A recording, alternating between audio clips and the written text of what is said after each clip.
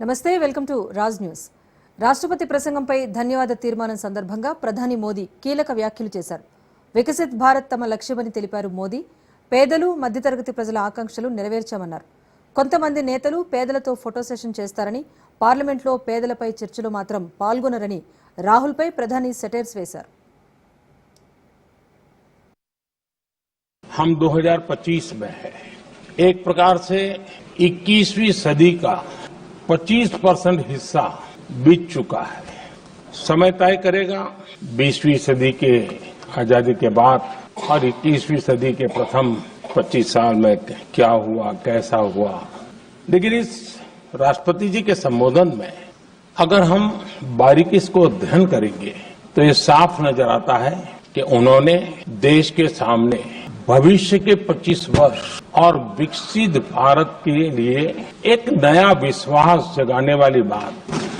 आदरणीय राष्ट्रपति जी का ये उद्बोधन विकसित भारत के संकल्प को मजबूती देने वाला है, नया विश्वास पैदा करने वाला है और जन सामान्य को प्रेरित करने वाला. बीते 10 साल में इनकम टैक्स को कम करके भी हमने मिडिल क्लास की बचत को बढ़ाने का काम किया है. आदरणीय अध्यक्ष जी, 2014 के पहले ऐसे बम गोले फेंके गए, बंदूक की ऐसी गोलियां चलाई गई कि देशवासियों का जीवन छलनी कर दिया गया था. हमने धीरे धीरे उन घावों को भरते भरते आगे बढ़े. 2013-14 में सिर्फ 2 लाख रुपए उस पर इनकम टैक्स माफी थी और आज 12 लाख रुपए इनकम टैक्स से मुक्ति.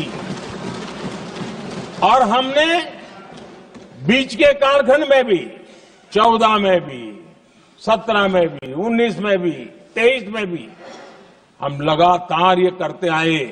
हम जो कहते हैं उसी का परिणाम है. आदरणीय अध्यक्ष जी, हरियाणा में तीसरी बार भव्य विजय और हरियाणा में के इतिहास में तीसरी बार विजय, ये अपने आप में ऐतिहासिक घटना है. आदरणीय अध्यक्ष जी, महाराष्ट्र में भी ऐतिहासिक परिणाम, जनता जनार्दन के आशीर्वाद. महाराष्ट्र के इतिहास में सत्ता पक्ष के पास इतनी सीटें पहली बार. और संविधान का महात्म्य हम जानते हैं, संविधान की भावना को जीते हैं, इसलिए ऐसे मजबूत निर्णय भी हम करते हैं. आदरणीय अध्यक्ष जी, हमारा संविधान हमें भेदभाव करने का अधिकार नहीं देता है. जो लोग संविधान को जेब में लेकर के जीते हैं उनको पता नहीं है कि आपने मुस्लिम महिलाओं को कैसी मुसीबतों में जीने के लिए मजबूर कर दिया था. हमने ट्रिपल तलाक का खात्मा कर करके संविधान की भावना के अनुरूप मुस्लिम बेटियों को हक देने का काम किया है, समानता का अधिकार दिया है. आदरणीय सभापति जी, हमने गरीबों के लिए इतना काम किया और इसके कारण आदरणीय राष्ट्रपति जी ने अपने अभिभाषण में इसका विस्तार से वर्णन किया है. जो लोग गरीबों की झोपड़ियों में फोटो सेशन कराकर अपना मनोरंजन करते रहते हैं, उन्हें संसद में गरीबों की बात बोरिंग ही लगेगी.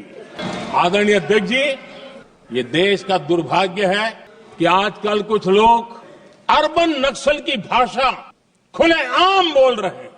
और अर्बन नक्सल जिन बातों को बोलते हैं, इंडियन स्टेट के सामने मोर्चा लेना, ये अर्बन नक्सल की भाषा बोलने वाले, इंडियन स्टेट के खिलाफ लड़ाई की घोषणा करने वाले न संविधान को समझ सकते हैं, न देश की एकता को समझ सकते हैं. 7 दशक तक जम्मू एंड कश्मीर और लद्दाख उसे संविधान के अधिकारों से वंचित रखा गया. ये संविधान के साथ भी अन्याय था और जम्मू कश्मीर और लद्दाख के लोगों के साथ भी अन्याय था. आर्टिकल 370 की दीवार गिरा दी.